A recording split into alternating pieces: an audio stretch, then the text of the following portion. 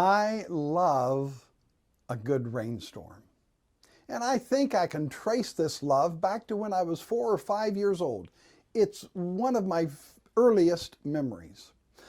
My family was visiting our Grandpa Samples up in the hills of West Virginia. We were spending the night with him. There was this huge thunderstorm that was just pounding down on his tin roof. I mean, racket. And I'm in one of the bedrooms, 4 or 5 years old, trying to fall asleep. And it's so stinking loud. And I'm crying and whining. These are my days when I thought crying and whining would get me what I want. And my sweet mother comes in, and in her sweetest voice, she goes, "Oh, honey, what's wrong? Why can't you sleep?"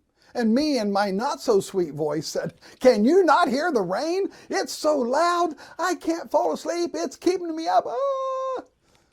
And my mother said, "Oh, honey, this is God's music to help you fall asleep." Oh? Well, okay, since you said so, and I was asleep. And ever since that rainy night in West Virginia, I have loved rainstorms. Don't you wish that we could go back to those days when life was so simple? When the calm voice of a mother could instantly transform their child from anxiety to peace. Well, here's what I know. I know that not all of you grew up in a sheltered Christian home like I did. So we need more than just the sweet words of a loving mother or the teachable words of a wise father, because not all of us had that. So let me go to the authority of Scripture, a place that I hope has authority for both you and me. So when the rains of our stress and anxiety and uncertainty come down on top of us, you open up the Psalms. This is just a no-brainer. Throughout the centuries, the Psalms have always been the place for people to go when they're anxious and stressed. Just a couple of them, more than a couple, but not too many. Psalm 5, "Give ear to my words, O Lord, hear my cry for help." Psalm 69, "Save me, O God, for the waters, the rainwaters, have risen all the way up to my neck."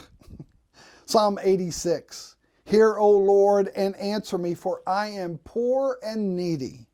Psalm 88, "O Lord, I cry out to you, and you hear my voice." Psalm 120, "I call on the Lord in my distress. Turn your ear to my cry." In Psalm 130, "Out of the depths I cry to you, O God. Let your ears be attentive to hear my cry for help." So I know that you and I both can identify certain pivotal tipping point moments in our life where we are saying to ourselves, whispering to ourselves in the back of our head, whatever happens the next few minutes is going to change my life maybe forever. Do I get this job? Do I have cancer? Right? I mean, there's those moments where this is going to change my life and we need peace. Others of you face this on a monthly basis. Do I have enough bills? Do I have enough money to pay my bills? Do I have enough love to save my marriage? And then others of you face this on a daily basis. Every morning when you drive to work and get out of your car, you're internally saying to yourself, "This is going to be an awful day." Or when you drive home and pull into the garage, you are saying to yourself internally, "This is not going to be a good night." And so, friends, in these kinds of stressful, critical moments of life, we need to have the authoritative word of Scripture. I have the Scripture, Psalms and all over the other places. I've got this voice from my mother interpreting reality for me. And then I also have the voice of my spiritual guide and mentor encouraging me to pray a prayer of indifference. A prayer of indifference. First time she said that, I went, I have never been indifferent about anything. But she helped me to see this is not a prayer of apathy. It's not a prayer of I don't care what happens. I very much care. I'm very passionate about all of this. But it's a prayer where we bring all of our anxieties and uncertainties and our stress, and we lay it out before the Lord.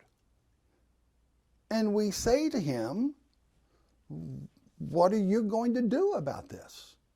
What is your plan for this situation?